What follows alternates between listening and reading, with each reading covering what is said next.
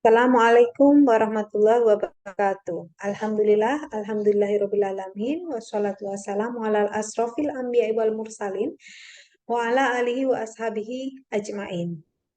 Alhamdulillah, today we can gather here and we can share, and discuss our research. And I like to thank you to the chair that giving me an opportunity to discuss my article.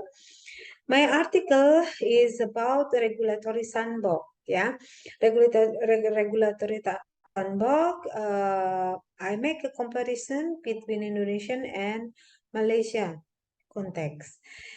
The title of the article is Regulatory Sandbox, Decrypting Indonesian Attempt to Regulate Fintech Disruption. Okay, before I continue to the discussion, I would like to share, to make a share screen, yeah, about what are we going to talk about today. Okay, this this article, it is about regulatory sandbox. Yeah, I make a comparison between Indonesia and Malaysia, and as we know, in this present day, yeah, the technology progress really quickly. The growth of technology has been implemented in many sectors of life. Yeah, one of them is financial sector.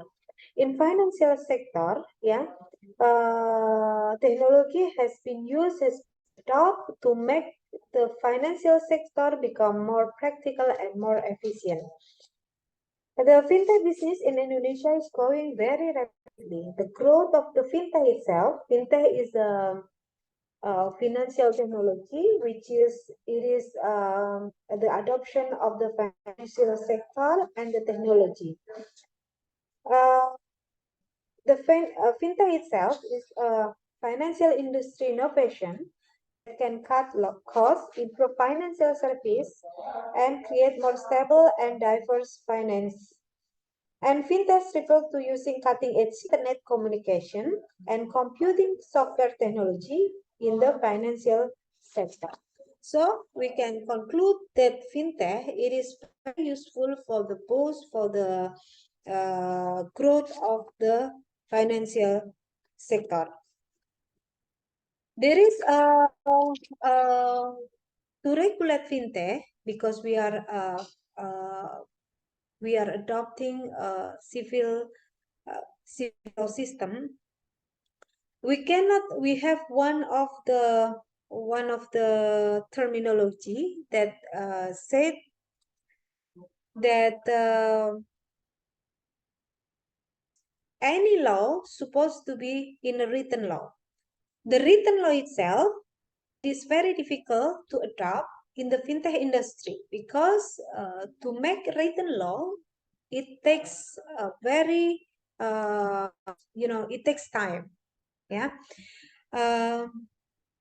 So we have cutting edge. We are introducing regulatory sandbox, which is regulatory sandbox. It is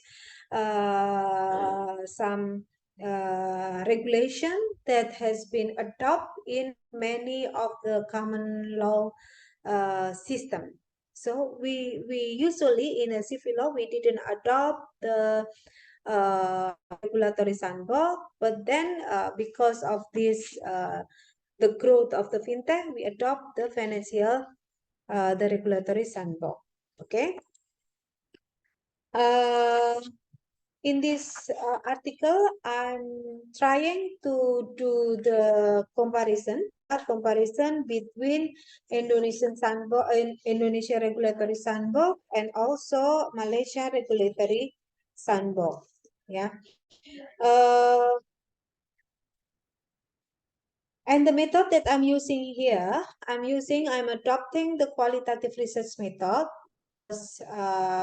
Data will gather through library research and a semi-structured interview. Yeah, a comparison method is also used to analyze the data. So I'm trying to gather the data from the Malaysian perspective, and then I'm trying to gather data and also in Indonesian perspective, and then I analyze that with the comparison method.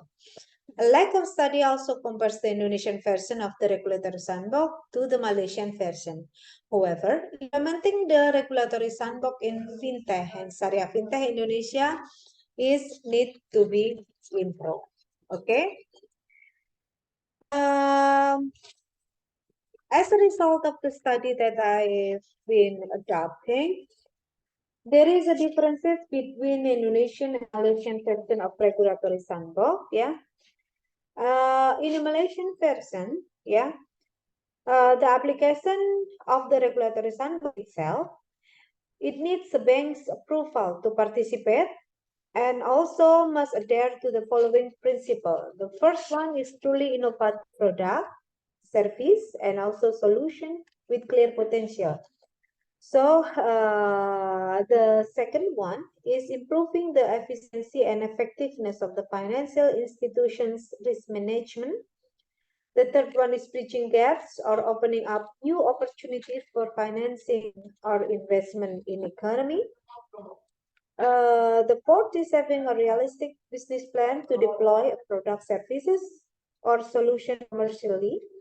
And the fifth is managed by people who have credibility and integrity. While in Indonesian version of regulatory law, yeah, the criteria-based process is transparency, proportionally, fairness, equality, and forward-looking. It's almost the same, yeah, but in the very simple way. Okay, and also the agency that in charge of the regulatory sandbox in Malaysia is Central Bank of Malaysia or BNM. While in Indonesia, we have two different institutions, which is OJK and also Bank Indonesia, or Central Bank of Indonesia. And also the number of Syariah fintech that has become the object of this research. In Malaysia, we have 19 players, and in Indonesia, we have 10 players here. Okay.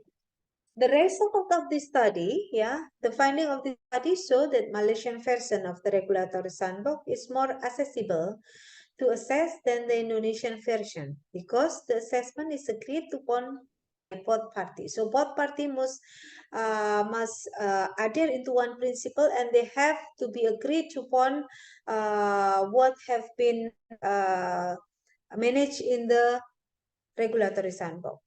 The fintech player and the Central Bank of Malaysia, BNM, and the Malaysian version of the regulated sandbox has a more apparent status or permitted or rejected. So, in this version, yeah, regulatory sandbox in Malaysian context, yeah, it is more transparent, yeah, which is it is will be rejected or it grant permission.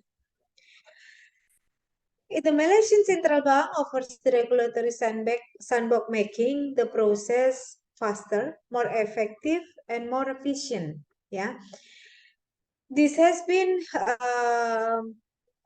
implementing in the regulatory sandbox that led to a 10% decline in registered Syariah fintech and a 100% increase in licensed financial fintech. Aside from the sandbox, the enabling component that assists Syariah fintech Malaysia in developing swiftly are regulatory factor, good educational institution, and also infrastructure that satisfies research needs to promote the expansion of Malaysian fintech industry. So both every aspect, every sector in the fintech industry is supporting this regulatory sandbox. Now, on December 2019, Indonesia Regulatory Sandbox was born with the publication, with the enactment of the peraturan otoritas jasa keuangan, ya. Number 20 SOGK 2019 about registration mechanism of digital financial innovation and regulation, ya. Assume that regulation regarding the regulatory sandbox makes fintech arrangement more effective because it's cutting time. Yeah, the time management is more effective. Even with this arrangement, many fintechs that cannot meet the arrangement must be closed. Yeah. Now we can see in the figure that appear there that adopting regulatory sandbox is very effective, yeah, from 2019 to 2021.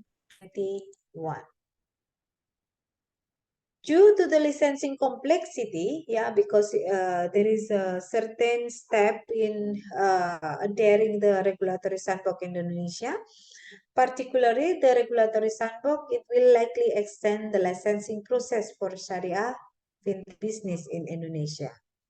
When business actor, yeah, handle Sharia fintech licensing through the regulatory sandbox, it will take longer, need more energy, cost more money, especially given the shortage of cash owned by Sharia fintech company in Indonesia.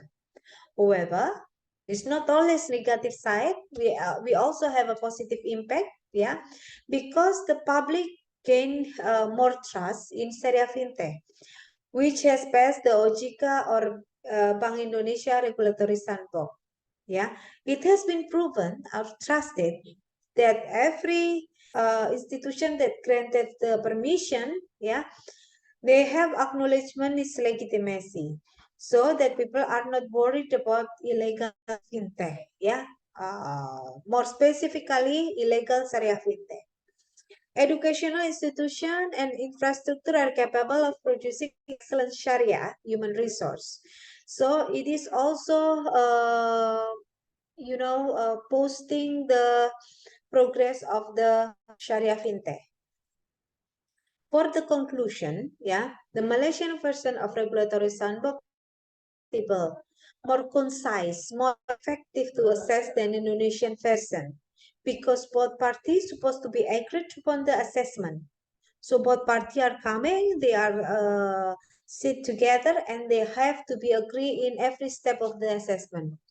Fintech actor and the Central Bank of Malaysia and the status of the Malaysian version of the regulatory sandbox, it is very clear, which is it is granted the permission or rejected.